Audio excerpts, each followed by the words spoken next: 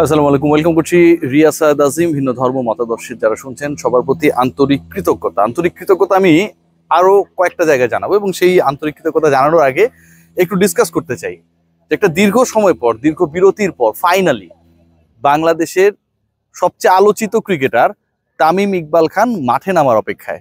Seriously আবারও মাঠে নামছেন, সিরিয়াস ক্রিকেটে নামছেন, এবং যে খেলায় তিনি নামছেন সেটাকে ঘিরে মিডিয়া থেকে শুরু করে তার সতীর্থ প্রতিপক্ষ, অন্য যারা রয়েছে ক্রিকেট সংশ্লিষ্ট, ক্রিকেট বোর্ড, সবার একটা বিশাল আগ্রহ রয়েছে। এখন তামিম ইকবাল খান কোথায় নামছেন? শুধু তামিম ইকবাল খান না, মুশফিকুর রহিমও জাস্ট ওয়ান ডে সিরিজটা শেষ করেই মাঠে নামার অপেক্ষায়। সিলেট সবাইকে এক করেছে, এবং সিলেটের ইন্টারন্যাশনাল ক্রিকেট স্টেডিয়াম এবং আউটারে এনসিএল টি-20 শুরু হতে যাচ্ছে। বাংলাদেশের টি-20 বলতেই আমরা আসলে বিপিএল কে বুঝি, এবং সেই বিপিএল কে কেন্দ্র করে অনেক আফসোস থাকে, অনেক উৎকণ্ঠা থাকে, অনেক ভালো ভালো মেমোরিজ থাকে, অনেক দলের সব সময় সাফল্য আমরা দেখি, আবার কিছু কিছু দলের ব্যর্থতা অনেক বেশি পোড়ায়। সেই একটা সিচুয়েশন যেখানটায় আবার অনেক ক্রিকেটার সুযোগ পান না, যাদের সুযোগ পাওয়া উচিত সেই ক্রিকেটারদের জন্য আসলে অনেক ধরনের হাহাকার থাকে। কিন্তু এনসিএল টি-20 ultimately is going to make a chance for all the cricketers যারা মোস্টলি বাংলাদেশের টপ সার্কিটে খেলেন, যাদের সংখ্যাটা 130+। অফিসিয়ালি হয়তো আমরা 15 জন করে 8টা দলে দেখছি 120, কিন্তু এর বাইরেও অনেকে রয়েছেন যাদেরকে আসলে সুযোগ দেওয়া হবে বা যারা খেলবে। বিপিএল এর আগে সাধারণত বাংলাদেশের ক্রিকেটাররা 4 ডে ম্যাচ খেলে মাঠে নামেন, মানে পুরো উল্টাটা হয়। 2020 খেলার আগে আপনি 4 দিনে লঙ্গার ভার্সন খেলে নামছেন, কিন্তু এবার সেটার ব্যবধান কিংবা সেই জায়গাটা একটা বড় পরিবর্তন আসছে। এনসিএল টি-20 এবং এনসিএল টি-20 তে Tamim Iqbal Khan is coming back to cricket circuit again. এর আগে আমরা দেখেছিলাম যে তামিমকে নিয়ে অনেক আলোচনা ছিল। তামিমের সাথে বাংলাদেশ ক্রিকেট বোর্ডের নতুন প্রধান, ক্রীড়া উপদেষ্টা, সবার সাথেই তামিমের ইন্টারাকশন, এবং একটা কমন কোয়েশ্চেন যে তামিম ক্রিকেটে কি ব্যাক করবেন। এখন ওই প্রশ্নের উত্তরটা সবাই এভাবে পেতে চেয়েছে যে তামিম ইকবাল খান কি ইন্টারন্যাশনাল ক্রিকেটে ব্যাক করবেন। তামিম ইকবাল খান ইন্টারন্যাশনাল ক্রিকেটে ব্যাক করুক আর না করুক, ইন্টারন্যাশনাল ক্রিকেটে ব্যাক করার মতো তিনি অবস্থায় আছেন কিনা সেটার জন্য পরীক্ষার একটা মঞ্চ বিপিএল এবং এনসিএল টি-20। চট্টগ্রামের হয়ে খেলবেন, কিন্তু ক্যাপ্টেন্সি করবেন না।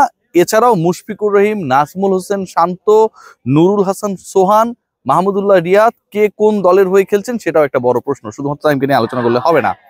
এই যে ক্রিকেটারদের আমি নাম বললাম, Nurul Hasan Sohan is a very important cricketer, এবং যতটুকু আমরা জানি, যেহেতু সোহান আপনারা সবাই জানেন যে হি ওয়াজ দ্য ক্যাপ্টেন, যেটাতে হচ্ছে সুপার লিগে বাংলাদেশের রংপুর রাইডার্স জিতেছে, চ্যাম্পিয়ন হয়েছে। বাংলাদেশের ক্রিকেট ইতিহাসে একটা নতুন মাইলস্টোন সেট করেছে রংপুর রাইডার্স, যেখানটা তাদের 11 হচ্ছিল না। Bangladesh cricket board, Rangpur Riders উভয় পক্ষের একটা দারুণ বোঝাপড়া, শেষ মুহূর্তের গুড টাইমিং বাংলাদেশকে গ্লোবাল সুপার লিগের শিরোপা এনে দিয়েছে। সেখানটায় তিনি লিড করেছেন, তিনি আসছেন। Mushfiqur Rahim is going to play for Rajshahi. Najmul Hossain Shanto, he is also going to play for Rajshahi, এবং তিনি বাংলাদেশের টি-20 মিশন যেটা, এটার মাধ্যমে এটা মোটামুটি ক্লিয়ার হয়ে গেছে, ওয়েস্ট ইন্ডিজের এগেনস্টে দলে তিনি থাকছেন না। তাহলে ওখানটায় ক্যাপ্টেনকে, সেটা নিয়ে আমি একটা অন্য কন্টেন্ট করবো, নিশ্চয়ই আপনারা সেটা দেখবেন। সো এই যে ক্রিকেটারদের আমি নাম বললাম, শুধু তারা না, মাহমুদুল্লাহ রিয়াদ ঢাকার হয়ে খেলবেন, যেহেতু ময়মনসিংহ বিভাগকে হচ্ছে ঢাকা কাভার করে, এবং ঢাকা মেট্রো আরেকটা দল, মানে 7টা বিভাগের সাথে ঢাকা মেট্রোপলিটনকে অ্যাড করে 8টা দল এনসিএল টি-20 নামবে।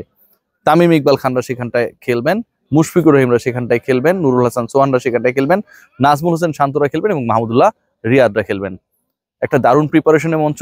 বাংলাদেশের টপ ক্রিকেটার যারা, সবার পদচারণায় মুখরিত হবে সিলেট ইন্টারন্যাশনাল ক্রিকেট স্টেডিয়াম। আপনারা দেখছেন মোটামুটি আয়োজন এখানটায় চলছে।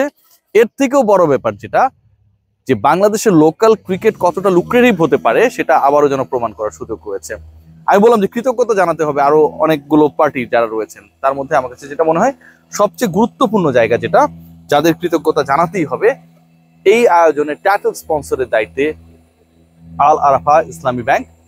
আমাদের লোকাল যে খেলাগুলো হয়, সেই খেলাগুলো আসলে আমরা অর্থের অভাবে, ভালো ফান্ডিং এর অভাবে end of the day good প্রোডাকশনে যেতে পারি না, অথবা এরকম একটা আয়োজন করতে গেলে যে অর্থের খরচ হয় সেটার আমরা সংস্থান করতে পারি না।